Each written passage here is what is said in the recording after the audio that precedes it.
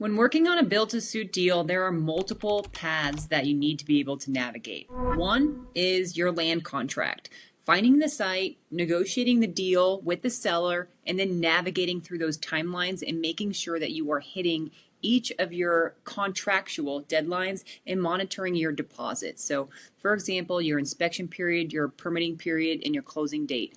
Making sure you are traveling within those timelines is important, and making sure you're staying on budget. The other timeline that you're navigating with the build to suit or any deal with a tenant is the tenant's deal. So the tenant has a completely separate deal and a completely separate timeline that you need to be operating within.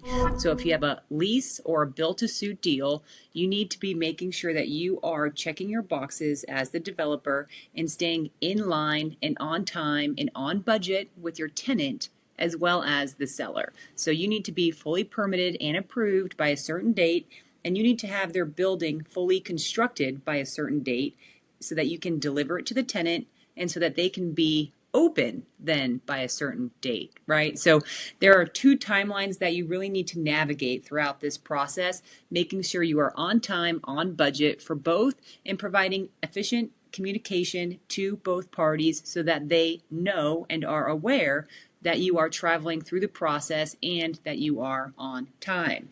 If you run into hiccups that either increase your budget or increase your time, you need to be able to communicate that to both parties, and you need to be able to adjust as needed those contracts or lease agreements. So these build-to-suit deals are not easy. You are communicating and traveling multiple paths at once, and you need to make sure that you are staying within your boundaries and within your scope at all times.